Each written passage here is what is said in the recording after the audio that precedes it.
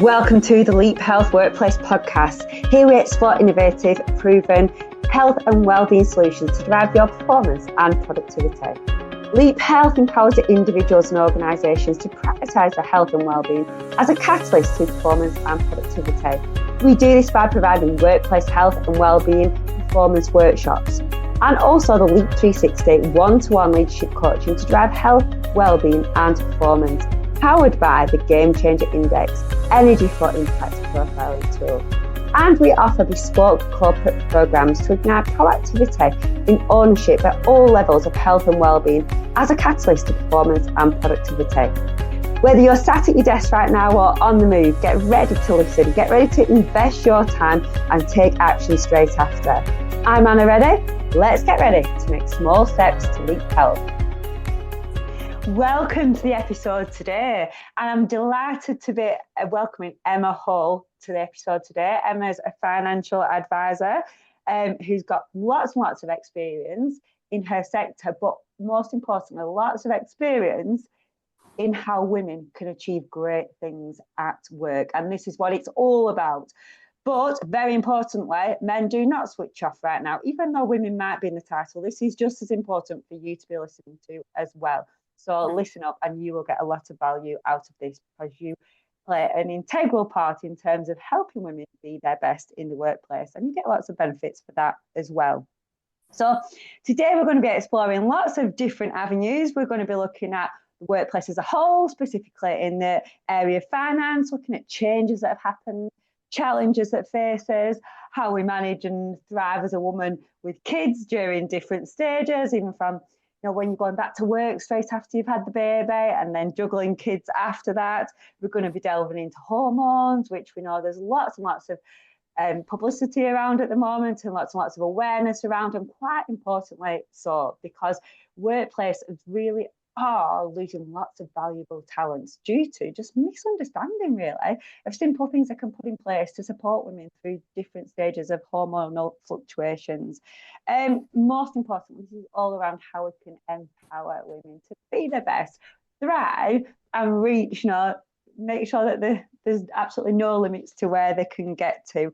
And as Emma says, which I love this phrase, is actually have the guts. And that's what it's about. Sometimes it's just in our head, and we've got to remove that barrier and just have the guts to do it. So a little bit more about Emma. Emma's skills in professionalism were recognised early in her career when she was voted newly qualified independent financial advisor of the year by the Financial Advisor Life and Pensions Award in 2010. Since then, she's gone from strength to strength, yes, having the guts, yet attaining chartered status in 2014 and being elected a Fellow of the Personal Finance Society, who I've had the pleasure of working with for quite a few years now. This has been highlighting her technical knowledge and commitment to professional development, and she's really focusing on supporting those women now in terms of that professional development. And most recently, Emma won the Financial Planner of the Year 23-24, and again very recently has been promoted to director at 75.3. So a huge congratulations, Emma. Thank you. We'll have a break from my voice now and over to you. Tell us a bit more about your journey, because you've definitely had the guts, and tell us about your recent promotion and award. Yeah, God, what a whirlwind. It's funny. It made me laugh actually when you said, newly qualified financial advisor of the year 2010. I was thinking, my God, that's some time ago, isn't it? When it's 2025 now, where has the time gone? It has been a whirlwind, to be honest. I'm coming up to 19 years now working in finance, and that's been pretty much my career right from the start. But yes, I think you're right. And it is something I say, I think particularly as women, we need to have the guts to progress ourselves forward. And sometimes that does mean putting yourself in an uncomfortable position, or a position where you're not used to doing it, not used to having to, to talk about things that would make you squirm a little bit and fight for yourself a little bit. So yes, it's been great. I got Chartered Financial Planner of the Year in the 2023-24 year with the Personal Finance Society, which was amazing. I remember a year before seeing an email come through for that award and thinking, God, I wonder how much you need to know and what sort of person you need to be to actually win that. And it was down to our compliance officer, Kim, who said, go on, just, have a go. And I thought, well, why not? What have I got to lose? And next thing you know, I'm sat at a table in London at a posh dinner and having my name announced by Claudia Winkleman as the winner of the award. So it was amazing, really amazing. And then, yes, I've just become shareholder director in 75.3 as of October last year. So a whole new responsibility, I think, on my shoulders now. I think when you've got the ability to impact other people's careers and futures, that's quite a weight on my shoulders. But it's something I'm extremely passionate about, particularly with women, being a woman in the industry and an industry that's always been quite male dominated. I feel now it's time to give back to young people coming through, women in the industry, anyone else really that might benefit from hearing what my experiences have been like, and maybe me giving skills and sessions to try and help people coming through now, people that want to improve and might not have looked at things a certain way. And it's something I'm really passionate about, gets me excited and thrilled. So yeah, lots and lots of things have happened, and I'm really excited now to see where I go from here. Amazing. And I love that bit how you said that it was Kim, is it your compliance officer? Yes. That it gave you that nudge in the right direction. And that's kind of giving you a nudge in the direction to help other people as well, hasn't it? So, empowering other people and being that positive shining light on other people has multiple benefits further down the line, doesn't it? Helping other people. And sometimes we don't appreciate just those small little bits of encouragement we can give other people, really give them the confidence to go a lot further. So you've mentioned Kim. Is there any other women that have given you that inspiration and that nudge just to go a little bit further? Yeah, so I've got an amazing group of friends, absolutely. So Kim, Steph, Tracy, and Jenny's another one. The group, a very close group of people. They all work in finance, funnily enough, and we all met on a graduate scheme. So over the years, we've all struggled in different ways. We all have our own strengths and weaknesses, but we've all very much been there for each other, encouraging each other. Tracy in particular, we work together now along with Kim, but when I struggle with exams, she's always there. Come on, Em, you can do it. Just, you'll get there. Keep going. Just that encouragement, to help you feel like you are good at what you do, and just because there's been a bit of a bump in the road doesn't mean that you're not good at it. You just need to keep going, and you get there eventually. So I think having a strong group of people around you, again, women, and I've got lots of male colleagues and friends who all bring strengths to my big circle of support, which is fantastic. I think in terms of women in the limelight, maybe I've read books on Sheryl Sandberg, Karen Brady, those sorts of really strong, powerful women in business. I find them really inspirational. I also sat in on a speaking event, the Leadership sort of Institute. Nicola Henderson, who was the youngest ever skipper of the Clipper race, from the World race. Listening to some of the things that she had to say was amazing. Such a, she's younger than me, but what sort of her skills in managing people and some of the pointers that she had to say just really sort of made me think about things in a different way, which is amazing. And I think most importantly, the one woman in my life who's really inspired me is my mum. She's not a businesswoman. She's very much a home bird, but she gave me the foundation to have, the right morals, to always have integrity, to help read people. She's very good with people. She's very caring. So she brought that side out in me, which I think are very important skills in the industry that I work in now. And I think having those skills is helping financial planners be seen in a slightly different light to maybe how we would have been seen 20, 30 years ago as hard-nosed salespeople who were just out to make money. So yeah, lots and lots of different people and support around. Brilliant. There's 2 points there I just want to follow up on. Is there, you mentioned your mum, so I'm going to give a shout out to Emma's mum here. Well done, Emma's mum. I think she might not have been a businesswoman, but she was actually ahead of the game, because years and years ago, it wasn't about being your authentic self, about being really genuine and caring and having those values, was it? It was about being, a bit scary to people, dominating people. Fast forward today, the world's completely different. So your mum might not have been business oriented, but I guess she was ahead of the game there as well. And then the second point is just the power of positive noise. What I heard you say then was all these people around you that have been a positive influence. And if you think right now, if anyone's listening thinking, I don't actually have anyone like that, anyone that cheerleads me on, it doesn't have to be people that you know really well. You can get that external validation as well. You mentioned some really inspirational women, and just exposing yourself to that positive noise, whether it's in podcasts like you're listening to right now, or books or on the telly, surrounding yourself with that positive noise overcomes any negative feelings.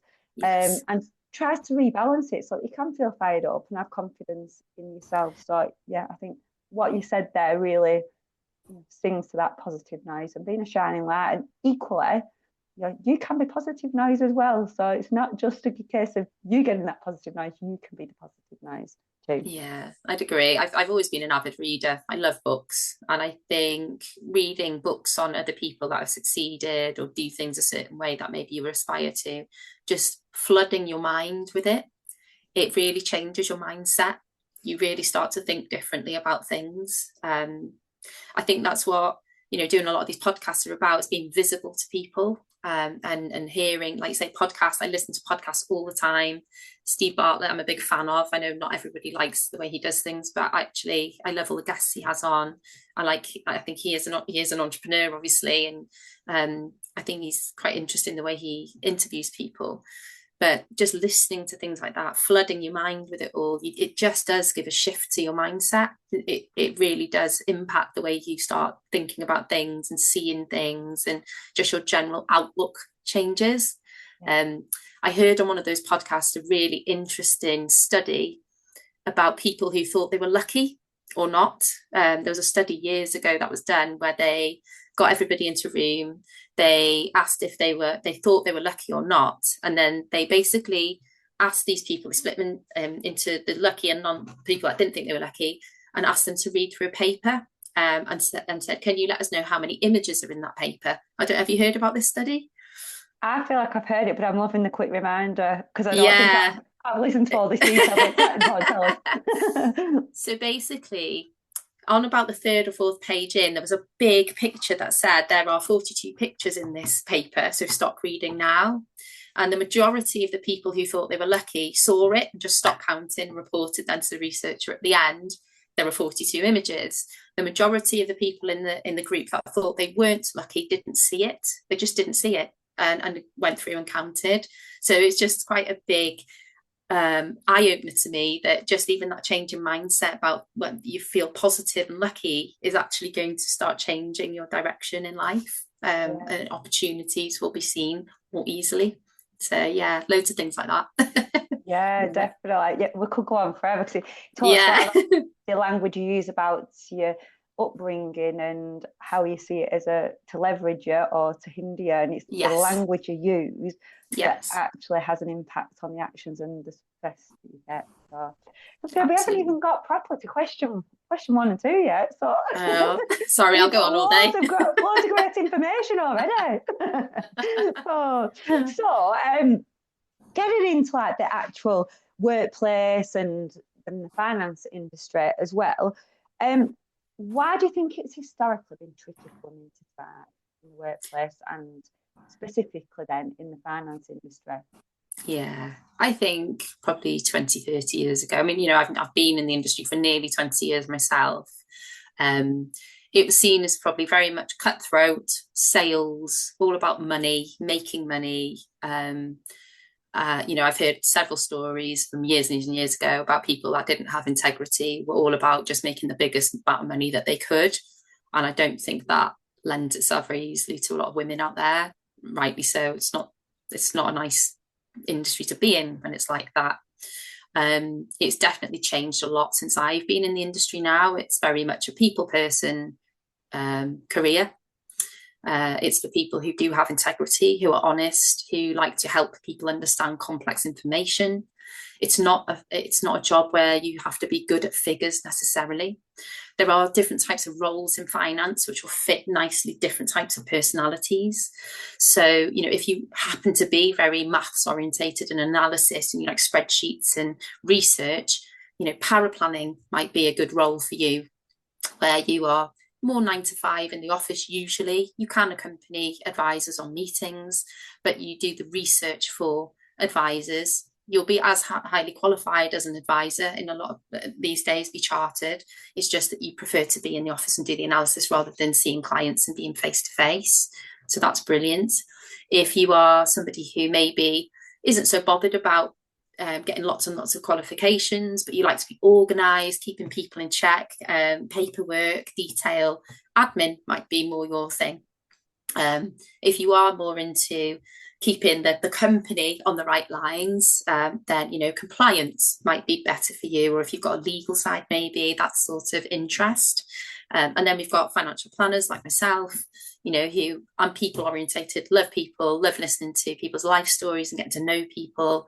And I'm good at explaining these sort of complex areas so that people can make informed decisions. So there's lots of different roles in finance that would suit lots of different personality types, which I think is such a good thing. And it offers a lot of flexibility now. I've got a 6-year-old, nearly, bless her, 6 going on 16. So I've got the flexibility to make sure that I'm still a mum, and I'm there for things. It gives flexibility to my other half. We can work around things a lot more. So back then, it was a job for sales, basically, but it's not like that anymore. And I think that's been probably quite a big barrier for a lot of women back in the day, who maybe might have liked the idea of it potentially, but probably not, I think. And lack of flexibility would have been a big issue back then as well, considering that probably 30 years ago, most women were the main caregivers in the home. Yeah. Interesting. Yeah. And talking about, historically it was that sales pitch and very forceful. And so, I was in sales for many, many years, and it would really make me cringe when people were being really sales. It really didn't fit right. But going back to recently reviewed Stephen Covey's 7 habits, one of them is it's got to be a win-win. So, the way it sounds like you're approaching it now is that it's that real relationship building and looking at what's the right fit for somebody rather than I'm just selling them something. And that's where women, you've got good at building up that connection and trust. Yeah, absolutely. It's a genuine connection and genuine relationship. You have to genuinely care for the people that you're advising. I certainly do. I do lay awake at night sometimes thinking, have I done the right thing? Am I doing the right thing? I care. And I definitely, again, like I said before, I get that from my mum. My mum was always very big on that. She still is. Do the right thing. Make sure you do the right thing. So I think as women, we definitely have that caring side. I think it's innate in a lot of us, not everyone, obviously, that everyone's different, but we like to care and do the right thing. So yeah, I think that definitely helps us suit towards this sort of job. Yeah. And by doing the right thing, there can be no backlash, there can be no comeback. So that's a good grounding, isn't it? It is. I think that the tricky part, especially now that I'm a director, is just having a commercial mind as well, because I think I was certainly guilty of it when I was first in the industry, of probably spending maybe too much time sometimes doing things, and it may be, getting on that borderline of whether it's commercial or not, because I want to do the right thing. So you have to have a bit of a commercial mind about you as well, making sure that you're doing the right thing, but also it is a company and it needs to make profit as well. So it's quite a tricky balance.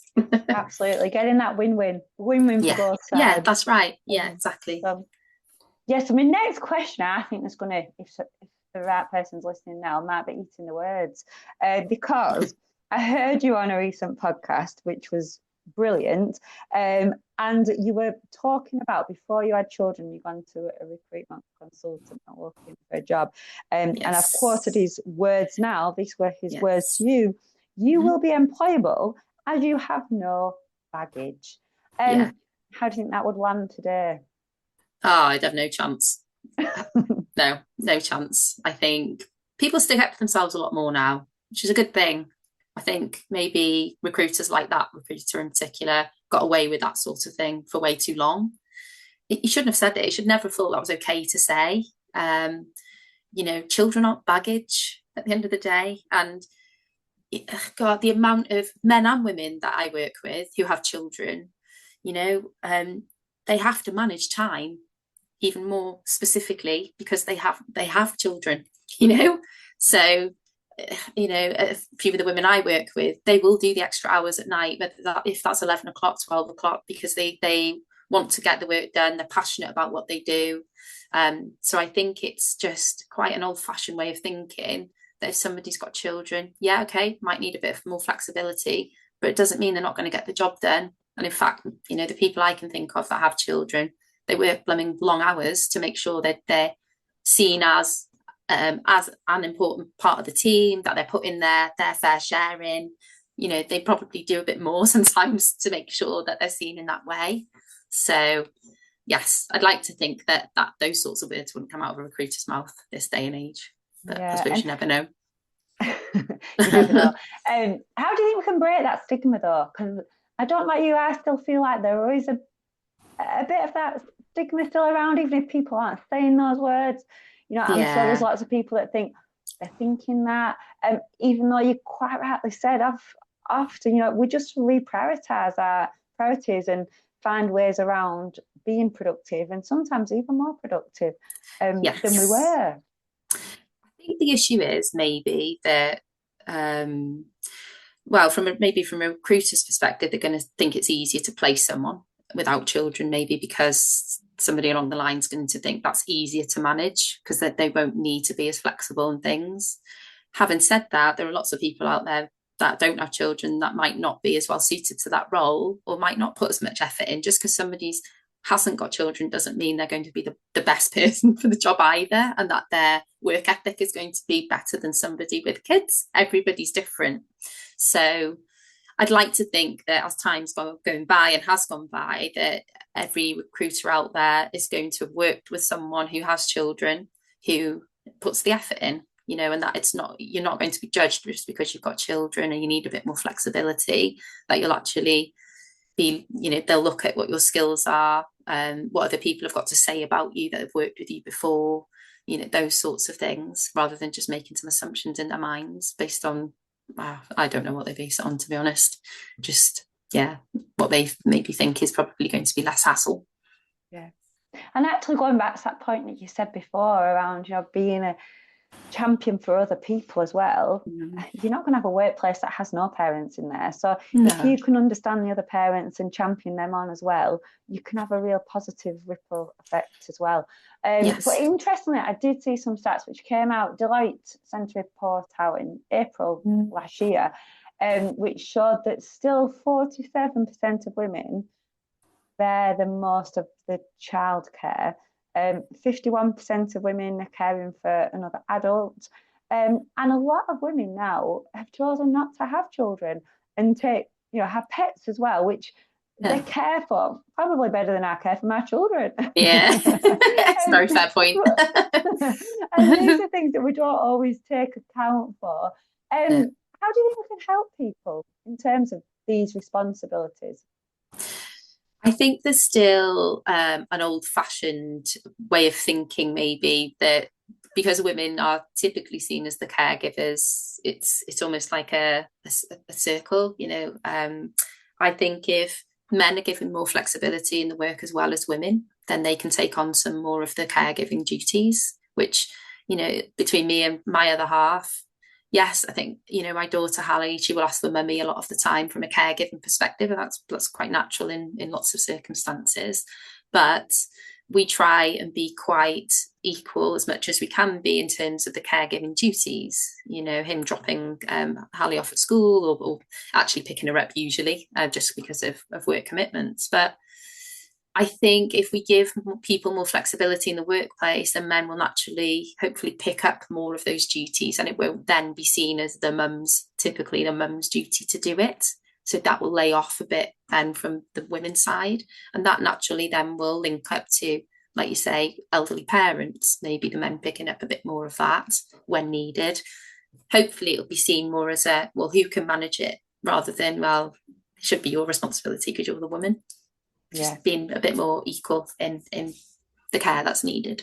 Yes. And I think it's happening. I do think it's happening. Definitely see a bit more equality now, I think, between men and women and mums and dads. And yeah, there definitely is a switch. Definitely, we're going in the right direction, aren't we? So men who listen to this, I told you there was a reason that you needed to be listening to this, that we need to even up that balance even more to have that ripple effect.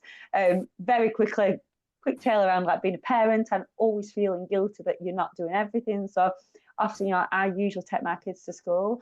But the other morning, woke up and my little boy's crying because it's me that taking him to school, and he's sick of me taking him to school. So you're always going to get a guilt, whatever. So, and I think sometimes we have to accept that, don't we? We can try and do everything, but we're always going to feel like we're missing out on something somewhere, when actually we're not really, and we're not depriving our children. No, I think that's a really big point, that we talk about what women need, but actually what do the men need as well. Lots and lots of men and dads out there would love to spend more time with their kids and take up more of those roles. I think that's so important. My other half, Ben, when I first had Hallie, I took the year off. He had 2 weeks off. Why are men not given more in terms of paternity pay, equality around that? Why should the women only get it and get more of it? Yes, okay, we give birth, and that's a big impact on the body, but I think it would benefit both if the men could have more time, more paid time off to support and actually be involved in the child's life a bit more. I think so many men out there are missing out and probably feel quite sad about it. So I think more needs to be done around that.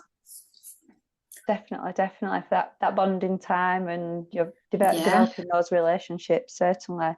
So moving on a little bit from the baggage bit, or not so baggage, as we've debunked. We also have hormonal shifts, don't we? We have hormonal shifts after we've had a baby. We've got hormonal shifts every month, and then most topically, and rightly so, it's getting so much more awareness, is around this perimenopause period. And I do a lot of work around this and a lot of workshops, and these are ones that I do find really, really interesting and rewarding, just because you just see the penny starting to drop in lots of people's heads in terms of, I'm really not losing the plot. I'm really, they just realise what's actually happening to them. But I'm not sure workplaces are actually there just yet in fully supporting women, or understanding them, or being brave enough to have conversations. What are your thoughts, Emma? Yeah, I'd agree. I think that, again, I think it's changing, but I do think there needs to be probably more formal awareness training in work. I think just having it, if you have the whole company do the training, then it's open, everybody's done it.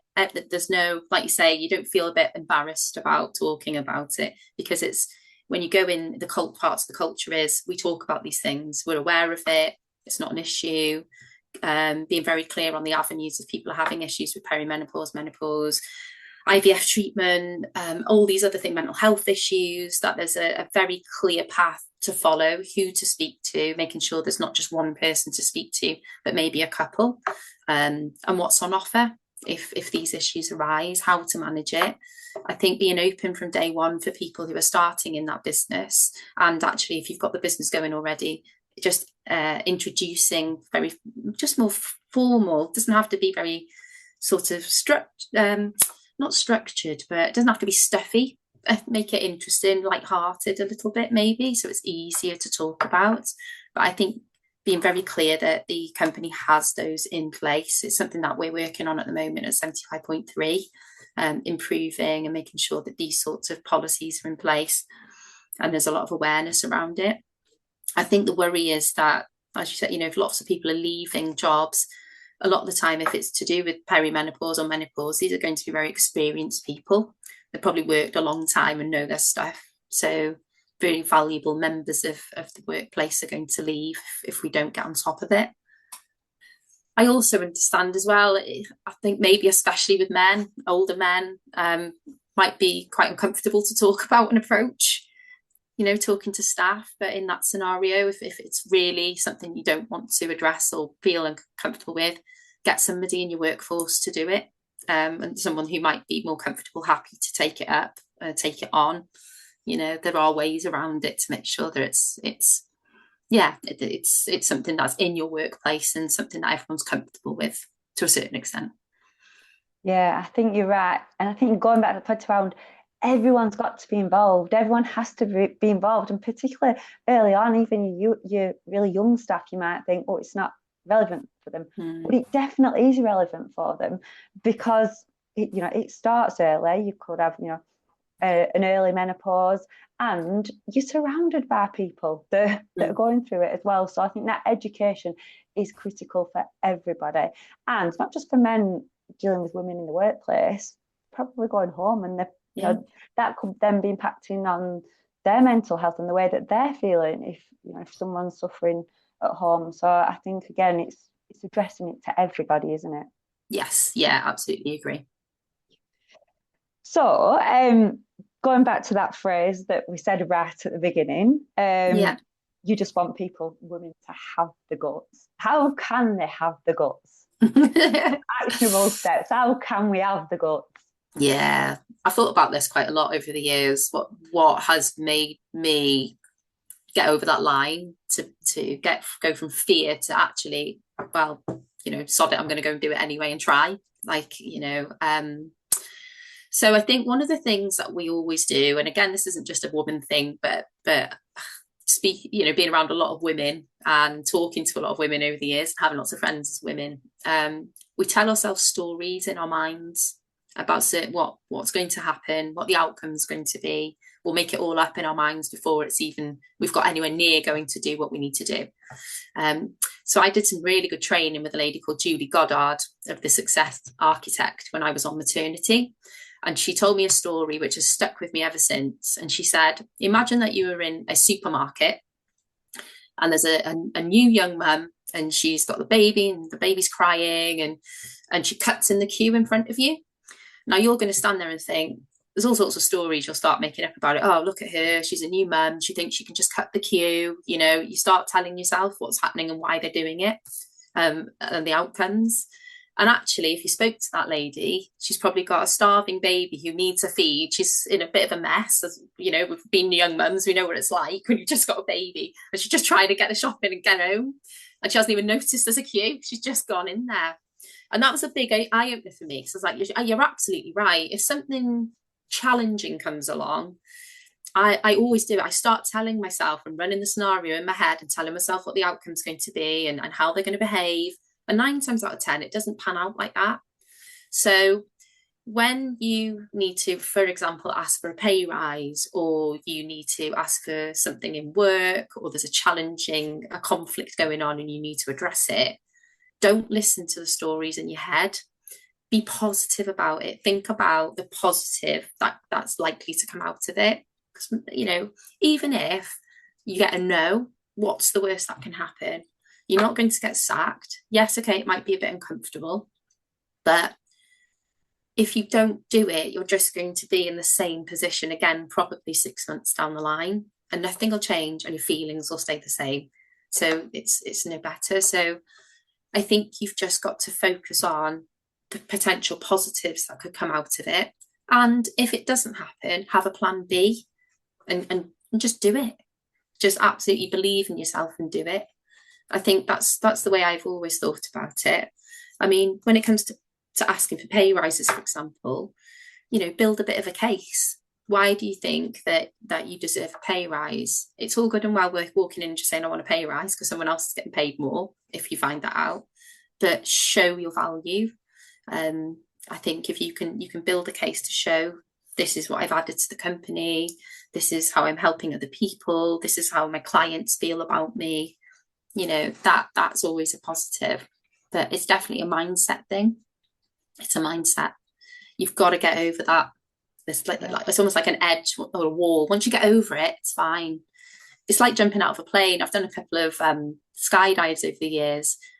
The anticipation is always worse than the actual doing. Same when you get up and do a presentation, the anticipation just before you get up is always worse. And then the upside you get once you've done it is amazing. It's always much better. So, yeah. I love that. That was one of my sayings for last year was the Nike slogan, just do it.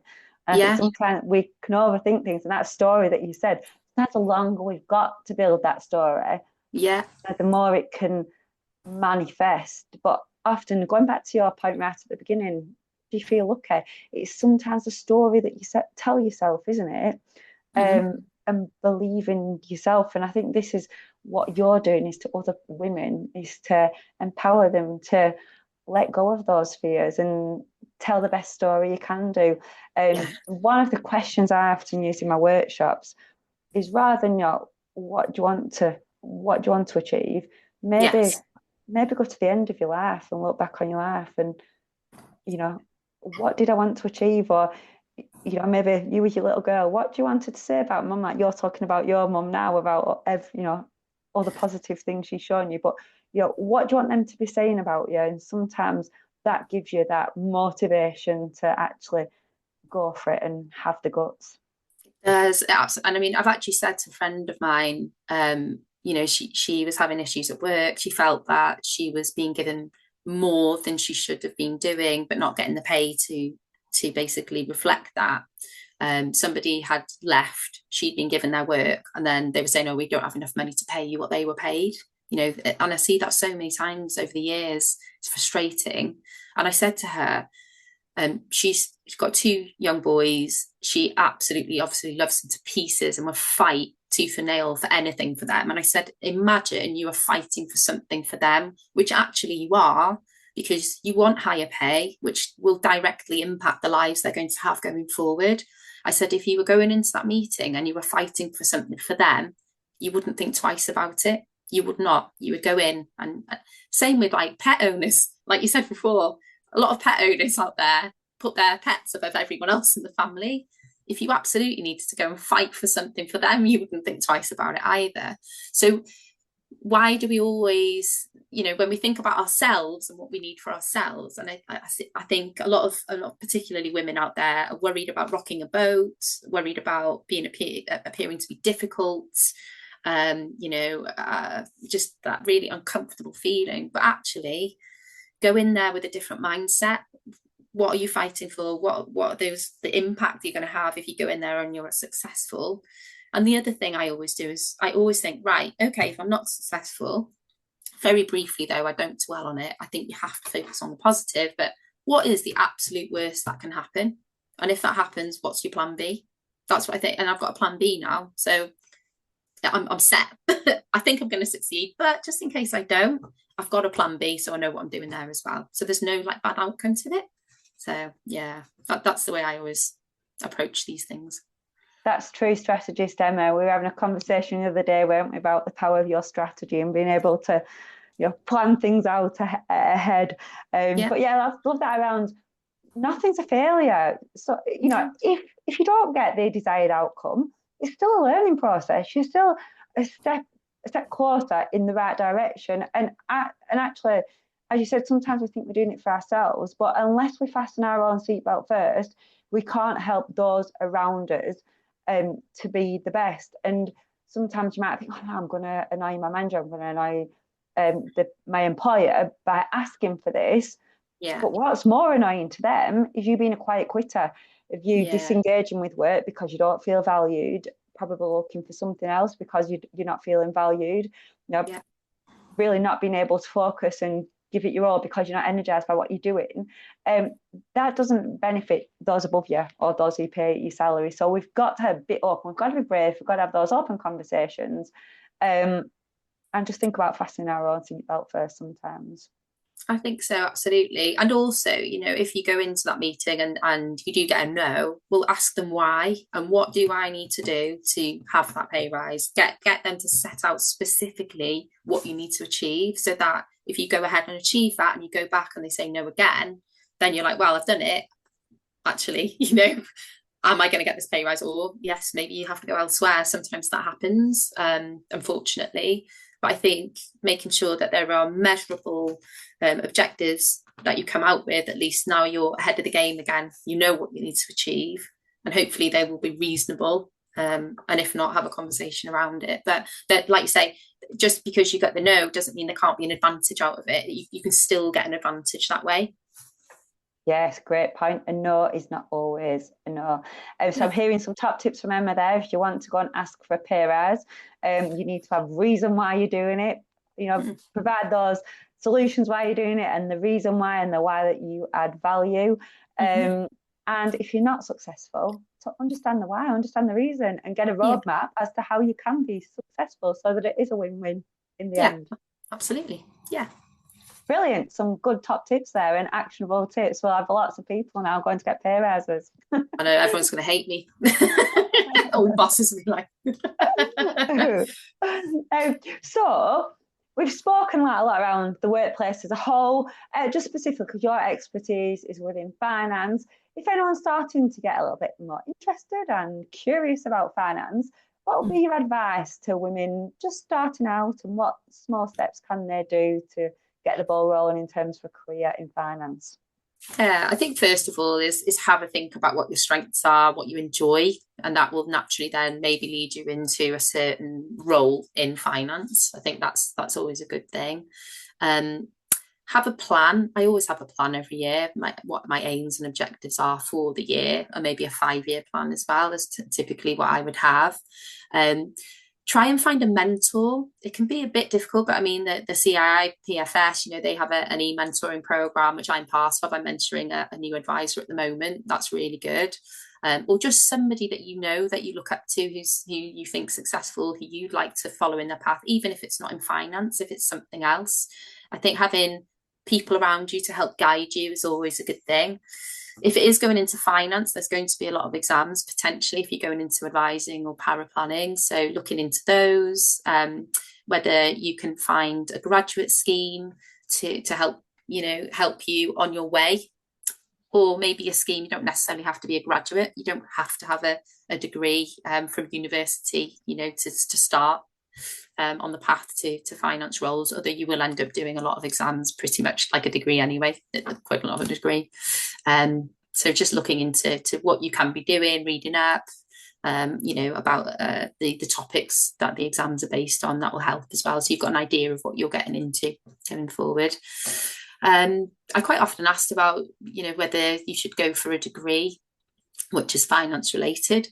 I don't think you necessarily have to. I mean, I've got a degree in psychology and criminal justice, and I went into finance. Most people I know that I work with didn't have finance degrees, but it probably help. It'll be a bit of an easier transition if you've done finance or accounting or something like that. But it's not necessarily the be all and end all. It's more about actually learning when you're on the job. I think that's the most important thing. Super. So lots of opportunities there. And going back, Emma had explained the different types of roles that you could go in early on in our conversation as well. You mentioned that mentorship program. We'll put a link to that within the show notes as well that people can go to. Finding those mentors, those people that you can work with, really understanding what it entails before you sign up to it, because you don't want to sign up to something then realise this is not for me. So do your homework first so that you invest in your time in something that you really want to do. And then the most important thing is enjoying it. And I guess, as you said, lots of these points are applicable to every workplace, and even the roles that you discussed, there will be all different types of roles within every workplace. So really be curious and find out all the different options. Don't just assume, I'm not able to do this because I don't have the qualifications, I've so-called got baggage, I've got this story in my head that I can't do it. Yeah. Just be curious and reach out to people who can give you that positive noise. Yeah, I absolutely agree. And I think there's another study out there where it showed that women in particular tend to, when they look at a job description, I think we need like nearly all of the points before we'll apply, whereas a lot of men will maybe have half and they'll apply. So yeah, don't be so hard on yourself. Just go for it. Have a go. You know, again, what's the worst that can happen? You'll get feedback, which is really important. You might have a chance at an interview, even if you don't get the job. It's experience for the next one, maybe the right job that comes along. So just think about the positives that come out of maybe an outcome that you weren't expecting. I think that again, mindset is a big one. Yeah. And again, feel lucky. Feel lucky about what you're doing. Yeah, absolutely. I do, you know, I spoke to my other half about that study once I'd heard about it, and I said to him, do you feel lucky? Do you feel like a really lucky person? I always have done, weirdly, since a young age. I've always felt quite lucky. So I don't know, maybe that has helped in my path going forward over the years. But it definitely helps. Positive outlook on things, feeling lucky, assuming you're going to get it, assuming, or if you don't, that there's a reason why that's happened, and actually it'll make you ready for the next one. Again, that's the way I always think about things. There's going to be a learning outcome from it somehow. Yeah. Definitely. Interesting. So we're going to go slightly off tangent, but I still want to include this question in our conversation because I want to, just out of curiosity and nosiness, really. So you've got lots of clients that you'll be working with partners together. What do you see? Are men still holding the purse strings, or is it getting a bit more equal in terms of, you know, the gender bias in terms of holding and controlling the finances? What do you see? Are we there yet with it being equal? Right. So I think, again, there's another statistic out there somewhere. I can't quite remember it properly, but I think they're saying that there's more women. There's going to be a lot, like, more women than men potentially that hold, entrepreneurs and things, I think, or have got more wealth. Can't remember the exact thing. I'll have to look that up again. There are definitely more business owners, women out there now, and women that are controlling the purse strings in the household. Having said that, when I first started advising, I used to see a lot of men who were taking charge of the finances, shall we say, in the household. But I'd say the majority of them wouldn't make a decision without consulting the wife first. The wife would need to give the go ahead a lot of the time. I think maybe now it's just more open, a little bit more, and women are actually taking control more fully of the finances in the household. Yeah, definitely. There's definitely been a big change to that over the years. Yeah. So good to know. Women have always had an input. They've always had a say, but now it's turning more towards it's actually their finances that they're having a say about. Yes. Yeah, I think so. Yeah, definitely. Very positive, very positive. And another positive note as well, a recent stat that I showed as well. So we're coming to a close now. I want to end on a positive note.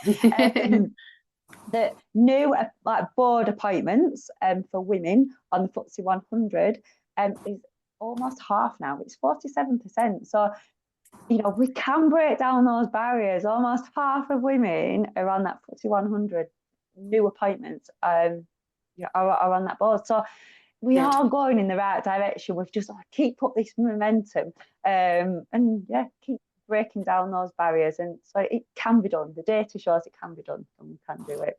Yeah, I think it's important to have more women on the board. You know, a lot of your workforce is going to be women. So wouldn't it be good to have women and men on there, all with different perspectives on things, different experiences? It's a diverse industry. Most industries are diverse in terms of the clients that you're dealing with. So you would want a diverse board, surely, to help get the best out of everybody that's in your company and the clients that you're working with. Absolutely. So rather than it just being, you know, diversity in gender, you know, we want diversity in everything, don't we? And that's how we can really flourish moving forward, particularly in a world that's going to be dominated by AI. We need this difference of diversity, don't we, that can bring lots of different things to the table. Yeah, I think so. I hate the thought of a box ticking exercise. I think that's useless. You shouldn't be recruiting people based on whether they're a man or a woman or whatever, you know, their background is, or it should be down to skills, really, experience, you know, how they are as people, whether they're a good leader, all that sort of thing. It's a bit contradictory, really, isn't it? Because, you know, you think, but then in my mind, I think, would you benefit from having women on a board as opposed to just men? I do, but I certainly wouldn't want boards out there to be taking on women, for example, just because they're women. Hopefully you'd see the benefits of having the skills that they can bring as people, not just because they're women. So I think it's a fine balance, really. You want diversity, but you want it in the right way. You don't want it just to be ticking boxes. Yeah. And that's with everything in business, isn't it? It can't be a tick box exercise. And I predominantly work in the wellbeing forming space. And the companies that really thrive from their investment are the ones that live and breathe what they do. It's not just a tick box. And going back to that menopause, talking about the menopause as well, lots of companies are doing that as a tick box. But the most important thing with everything is that it's a genuine investment in that, and it lives and breathes. And so we are coming to a close now. So I've got some really quick, fast questions for Emma. So speed up, and then we're going to be coming to a close. So what are 3 things that workplaces need to do to help women thrive? I think there's so many things, probably, isn't there? But I think flexibility is a really good thing, and autonomy. Just I think having an open culture where men and women can actually be autonomous, be trusted to work in the way that suits them to a certain degree. I know, again, there are industries out there where lots of flexibility is it's just not going to work.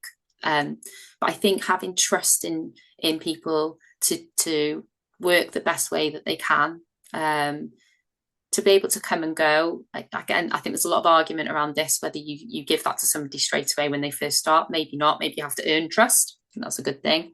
But yes, autonomy, flexibility, I think are 2 key things that would be very important. And a culture where it's open about talking about different issues and life events that happen, like menopause and IVF and mental health, and just women like to talk about things. We like community, so having that community feel in the workplace, I think, will really encourage women to thrive. Yeah, absolutely. And those kind of interlink, don't they? If you've got that open culture where people can talk, then you feel more confident offering that flexibility because you know the reasons why they need that flexibility and what's going on, and you can give people that autonomy. But yeah, brilliant. Okay, what are 3 misconceptions that women need to know about a career in finance? It's not all about sales and money. That's a big one. It's not. It's a people person's type of job. Well, financial planning is anyway, as a financial planner. But it's very much about developing relationships with clients, doing the best that you can for them, being having integrity, honesty. It's that type of area now. It's not just about making money and cutthroat and long. Yes, okay, there's long hours sometimes, but it depends on the job you have. There's plenty of flexibility with it now, so it's not this men in suits, cutthroat, chugging glasses of booze in the pub in London late at night, that sort of thing. I think that's how it's always been looked at. It's very different now. Still lots of fun. There's still a social side to it, but yeah, it's not like Wolf in Wall Street type thing. Yeah, not to that extreme. And I think that is just a massive misconception, isn't it? It's something I've learned since working with the Finance Society as well, that it isn't just about those numbers and those sales. It is that relationship building. And what would be your advice to an old school boss who might be blind to the power and potential of women in the workplace, or that grumpy old man who's women's places in the home? Well, chances are he's probably going to be an entrepreneur, so he's a risk taker. So I would probably say take a risk. What's the worst that can happen? And like I said before, if you're really not comfortable personally with maybe having more women in higher positions in the company, or you don't know how to approach it, get somebody in the company that you're working with that would be better at it or would feel more comfortable approaching it. Be open to ideas. just have a bit more of an open mindset to things and give it a try. You might be amazed by the results of having more women in that business, and the benefits that can bring, and benefits that maybe you would never have considered. So yeah, take a chance. Yeah, have the guts. Have the guts. Take a risk. And finally, what would be your words of wisdom to get women fired up to have the guts to succeed in their careers, and so in their careers general, but then particularly in finance? So what are going to be your final words of wisdom that's going to spark interest? And yeah, believe in yourself. Absolutely back yourself. I think that's a big one. Don't ever give up. There's been many a time over the years where I've had challenges. I've been downhearted, but I've always thought, no, my motto is I can, I will. And when I've done it, I say, I did. I can, I will, I did. That's what I tend to tell myself. If I'm sat doing something difficult, if I've got something coming, I'm saying to myself, Emma, I can. Emma, I will. I can, I will. That's what I keep sort of saying to myself. So don't give up. As I say, find someone who'll back you. That really helps, I think. Find your backer, whoever that may be, family, friends, somebody maybe that you've seen on LinkedIn, who can help and support you. And just fill your mind with positive things. It really changes your mindset. Learn, all the interesting things out there about how to improve your mind, how to change your mindset. Makes a huge difference. It really does. Just take the time to do it, really. I remember when I was in my 20s, I was like, I'm not reading that book. I mean, I've always been an avid reader, but I remember somebody came into work and saying, read this book about, careers or whatever it was. And I was like, I'm not reading that. But actually, when you sit down and do it, it doesn't half make a difference. It really does. Or listen to a podcast if you don't like reading. Yeah. Fill your mind with positive. Well, brilliant. A great way to end. And following on that, fill your mind with positive. You're in control of that. Sometimes we think it's not up to us, but we can be in control of the things that we listen to. We can turn social media off, we can block people. Well, not always that easy to block people in person, but we can to a certain extent, have a bit of control. We can block people online. So make sure that you're filling yourself with that positive noise, as Emma said. Fill that positive noise in your head with I can, I will. And have those people that can create that positive story, as Emma mentioned, for what that unlimiting life and unlimiting success. Yeah, absolutely. So this just leaves me to say a huge thank you, Emma. I've loved our conversation. I'm sure people are going to take lots away from this, whether they're in the finance industry or in another industry, whether they're women or men, whoever it is. I feel like they're going to be able to take something really valuable away from this. If you found it really useful, or someone's come to mind that you think this would really help, please do share this episode with them. Emma, where can people find out more about you? So I'm on LinkedIn. That's the main one. Yeah, LinkedIn, or on our website, 75point3.com. You can go there and find out about our business and myself and my colleagues. If there's anybody out there who feels something has triggered them, to inspired them or anything, and they want to message me, by all means, very happy to receive messages. It's always lovely to hear feedback. Any questions that you might have about career or anything else that we've talked about, always very happy to answer any questions on LinkedIn. Super. And I've just realised I haven't added in Emma and some of her colleagues from the Personal Finance Society did a great podcast series about women and wealth, which delves into lots of these areas that we've covered a little bit more. We did have Alina on the podcast a few weeks ago, who was also on the Women in Wealth podcast as well. And I'm just going to add something really quick into the end of this. Sometimes your success is determined upon making yourself accountable. So we can tell ourselves things that we're going to do, but we can also let ourselves off the hook. If you want to make yourself accountable, drop myself an email, message Emma on LinkedIn, tell us what you intend to do. And just by making yourself accountable, it can increase your success rates. So thank you once again. Have a lovely day, and we'll look forward to seeing you again, or sharing another podcast episode with you. So before you stop listening, I want you to pause. What did you take away from the podcast today? What small steps will you start? And what did you hear that you know could help someone else to make small steps to link their health, well-being, productivity and performance? Please do share this episode and please subscribe to the podcast.